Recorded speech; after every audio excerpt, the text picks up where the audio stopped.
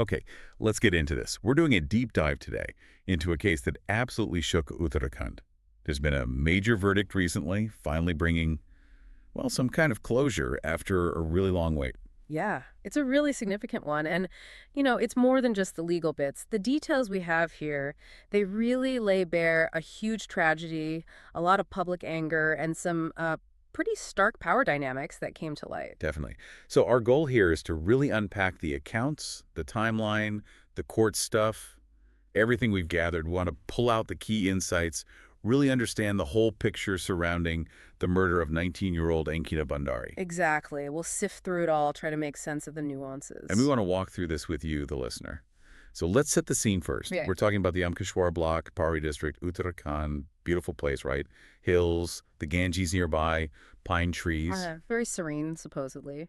That's where this Vanantra Resort was located, owned by this guy, Pulkit Arya. But beneath that peaceful surface, something incredibly dark happened. And at the center of it all is Ankita Bhandari, just 19 years old, from Pari Garhwal. She was working at the resort as a receptionist, earning about 10,000 INR a month. Just starting out, really, trying to build a life. Exactly. Young, ambitious. And then comes September 18th, 2022. That's the date. Everything just changed. That's the night Ankita disappeared. She was reported missing then. And imagine what her family went through. 6 days, just waiting, searching, praying. It must have been agonizing. Utter agony. Then, September 24th, the worst possible news. Her body was found in the Chilla Canal near Rishikesh. It confirmed everyone's worst fears. And as the police started digging, well, a really chilling story started to emerge. The investigation pointed towards the resort owner, Pulkit Arya, and 2 associates, the manager, Saurabh Bhaskar, and another employee, Ankit Gupta. And the motive. Why did they do it? Well, based on what the investigation uncovered, it was disturbingly direct, a dispute. Because Ankita refused Pulkit's demands. He wanted her to provide special services to guests. Special services, which clearly wasn't her job. Completely inappropriate. Absolutely not. And she refused. Think about that. 19. Facing that pressure from her boss. Yeah. And she had the courage to say no. Yeah, incredible courage. And the absolute tragedy is saying no cost her everything. Her life. It's horrifying. It really is. So let's look at that night, September 18th. What happened? The details suggest Pulkit, Saurabh, and Ankit took Ankita towards Rishikesh on bikes. Right, and Ankita was riding pillion with Pulkit himself. They stopped somewhere near the Chilla Canal, an isolated spot, apparently. Okay. Isolated, not a good sign. And reports say the 3 men consumed alcohol while Ankita was just waiting. Then the confrontation, a big argument broke out. It seems it was fueled by her continued refusal and, crucially, her threat to expose what was going on at the resort. The shady stuff. She threatened to expose him. Yes. And in what's described as, a fit of rage, they allegedly pushed her into the canal. Pushed her in. And she drowned. The reports confirmed that. Drowning was the cause of death, yes. And their actions afterwards, trying to cover it up, it feels so calculated. Extremely cold. They went back to the resort, just acted normal. Pulkit even called the resort later asking for Ankita, presumably to build an alibi. Wow. Just audacious. They were arrested, though, on the 23rd. Yes, arrested on September 23rd, and finding her body the next day, apparently that came from confessions they made. Okay, so they confessed. But the initial response, it wasn't exactly fast, was it? No, not at all. There was this issue with jurisdiction. The area initially fell under the revenue police. The Patwari system. For listeners maybe not familiar, that's where local officials handle some initial police duties in certain rural areas, right? Exactly. So the local Patwari, a guy named Vaibhav Pratap, was informed, but reportedly, he didn't act quickly and then went on leave. Went on leave. While a young woman is missing. That's what the reports indicate. The case wasn't formally handed over to the regular police until September 22nd. That's a delay of several days. And that delay. Well, it immediately sparked accusations, didn't it? Cover-up. Absolutely, because you have to look at who Pulkit Arya is, or rather, who his father is. Vinod Arya, a former BJP minister, a big political name in Uttarakhand. Right. That connection instantly raises red flags for people. And the political fallout was pretty swift, actually. The BJP moved fast to distance themselves. They expelled Vinod Arya. Who had served under a previous chief minister. Yeah. That's right. And they also expelled Pulkit's elder brother, Ankit Arya, who held some posts in a state commission. Damage control, essentially. But the public wasn't buying it necessarily. The anger was huge. Protests erupted. Immense outrage. All over Rishikesh and beyond, people on the streets demanding justice. There were even incidents, parts of the resort set on fire, I think. Yeah. And a BJP MLA's vehicle was reportedly vandalized, too. People were furious. So, facing all this pressure, the state government formed a special investigation team, the SIT, headed by a senior officer, DIGP Renuka Devi. Okay, so a proper investigation team finally took over. Yes. And they did a lot of work. Put together a 500-page charge sheet. They identified 97 witnesses. 97. And 47 of those actually testified during the trial, which is crucial. And the charges were heavy. Murder, obviously. Yeah. Section 302. Yep. Plus, causing evidence to disappear, Section 201, criminal conspiracy 120B, sexual harassment 354A, and even charges under the Immoral Traffic Prevention Act. So they weren't messing around with the charges. They covered multiple angles. They really did. And a really powerful piece of evidence, sadly, came from Ankita herself, her WhatsApp messages. Ah, yes, to her friend, showing she was scared, uncomfortable. Exactly, expressing fear about Pulkit's demands, and there was a video statement, too, from that friend, Push Deep, confirming her concerns about these VIP services she was being pressured into. Let's talk about that VIP thing for a second, because that caused a lot of speculation. Who was this powerful guest they wanted Ankita to cater to? It really did. The term itself just set off rumors. Who could it be? Someone important, someone connected. But then there was an official explanation, wasn't there?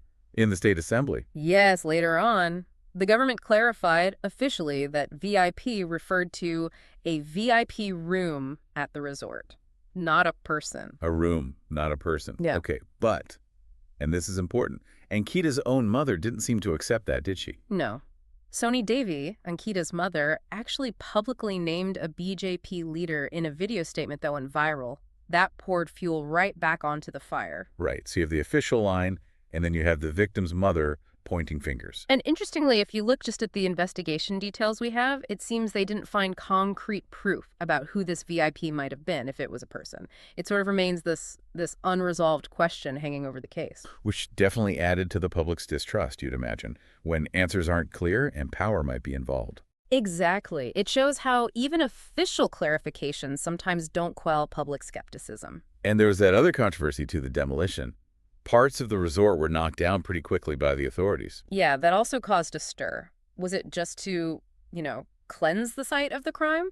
Or was it, as some locals feared, a way to destroy potential evidence? People accused the authorities of dragging their feet initially, then acting too quickly with the demolition, feeling like it was all to protect the family because of their connections. There was certainly the accusation from some quarters, lots of suspicion all around. Okay, so the investigation wraps up, charges are filed, then comes the trial. Right. It started January 30th, 2023, in Kotdwar, at the Additional District and Sessions Court, Judge Reena Negi presiding. And it wasn't fast. How long did it actually take? 2 years and 8 months, a long haul. Wow. Almost 3 years in court. That courtroom must have seen some intense arguments, presentation of all that evidence. No doubt. The prosecution lawyer, Ajay Pant, laid out the case. Witness testimonies, the forensic reports remember, no sexual assault found, but drowning confirmed. Right. And the defense? Well, the defense tried to poke holes in it, obviously, question the evidence, find inconsistencies, but it seems the weight of evidence compiled by the SIT was just too strong. So after all that time, Judge Negi set the date for the verdict. May 19th, 2025, she announced it would be May 30th. Yes. And on May 30th, the scene in Kotdwar was reportedly quite tense. Heavy security, a big no-entry zone around the court. Only lawyers and family allowed inside. The anticipation must have been huge. Absolutely. And then the verdict came down. Pulkit Arya, Saurabh Bhaskar, Ankit Gupta, guilty on all counts. Guilty. After everything. What was the sentence? Life imprisonment for all three of them. Life. Plus fines, 50,000 each. And the court ordered them to pay compensation to Ankita's family, 4 lakh collectively. 4 lakh rupees. Significant, but obviously can't replace their daughter. Nothing can. And Ankita's parents, Soni Devi and Barendra Singh, they were really central figures throughout this whole fight, weren't they? Absolutely. Their grief was so raw, but their determination for justice was just incredible. I remember seeing Soni Devi before the verdict. Yeah, that plea she made, tearful, asking for public support, saying she wanted the death penalty for them. Just heartbreaking. And her father, Barendra Singh, afterwards, He wasn't entirely satisfied with life imprisonment, right? No, he vowed to keep protesting, still pushing for the death penalty. And he also brought up something else, that nursing college the chief minister had promised in Ankita's name. He said it hadn't materialized yet. Expressed disappointment about that. Yeah, that's another layer. Broken promises, potentially. And the public. Their reaction was intense right from the start, from when her body was found. Oh, immediately. Widespread protests all over Uttarakhand. People were angry, clashes with police sometimes, demanding accountability, not just arrests. It really became more than just one case, didn't it? It became a symbol. Definitely a flashpoint. For talking about women's safety, especially in workplaces, about political influence, maybe interfering with justice, about how slow the system can feel. And online, too. Hashtag Justice for Ankita was everywhere. Yeah. You could feel the collective anger. Yeah, it tapped into something much bigger. And when you do step back, look at the bigger picture, it feels like this wasn't just some random isolated crime. It seems symptomatic of, wider problems. The harassment, the exploitation that women can face at work, not just in big cities, but in smaller towns, too, like in the hills there. And Ankita's refusal, saying no to those demands. It was such a powerful act of defiance, standing up for her own dignity. It really was. But the price she paid, it's devastating. It highlights the terrible risk that sometimes comes with just doing the right thing, standing your ground. And it puts that spotlight firmly on power and privilege. Pulkit Arya's connections through his father. It undeniably made people question if justice would be fair, if it would even happen. Now, the party did act, expelling them. The SIT was formed, got the conviction. Those are positive steps. But those initial delays, that lingering VIP question, based purely on the material we have, they left doubts for many people. It really makes you wonder, doesn't it? If he hadn't had those connections, would those first few days have played out differently? Would the response have been faster? It's a question many people were asking, certainly. And going back to workplace safety, those WhatsApp messages from Ankita, her fear, and that specific detail about him trying to kiss her forcibly once. Yeah, that was a disturbing detail. It paints a picture of a really predatory environment she was trapped in.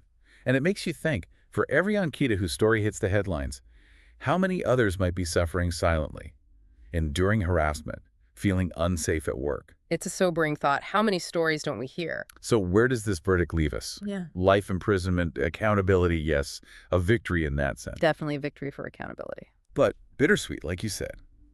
The family wanted the death penalty and the compensation. It's something, but it's not closure. Not really. No amount of money can bring closure for losing a child. But what the verdict does show, I think, is that justice can prevail. Even if it's slow, even if there are obstacles. Judge Rina Negi's ruling, the SIT's work, those witnesses. The 47 witnesses who testified, their courage. Exactly. And the public pressure, it all mattered. It showed the system can work, even against powerful figures. And for the people of Uttarakhand, this felt personal, didn't it? She was one of them. From their hills, her life cut short like that, the protests, the vigils. It was like a collective cry for things to change. The demand for safety, for justice.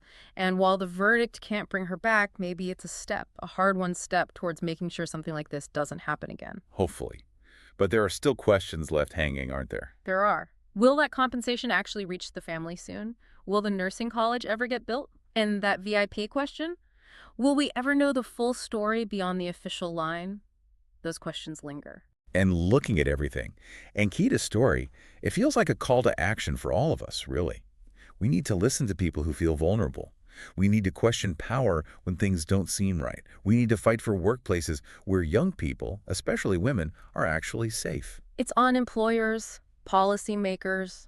It's on all of us as a society. And maybe, just maybe, this case pushes back against some of the cynicism we sometimes feel about justice in these situations. It wasn't fast, it wasn't perfect, but it happened. It's a reminder, perhaps a warning to those who think their power or connections make them untouchable. That people are watching. People are watching, exactly. And finally, we just remember Ankita, 19 years old, stood her ground. May her courage be remembered. May it inspire others. And may her memory fuel that fight for a safer world. After all that darkness, all that waiting, it does feel like somehow justice found its way.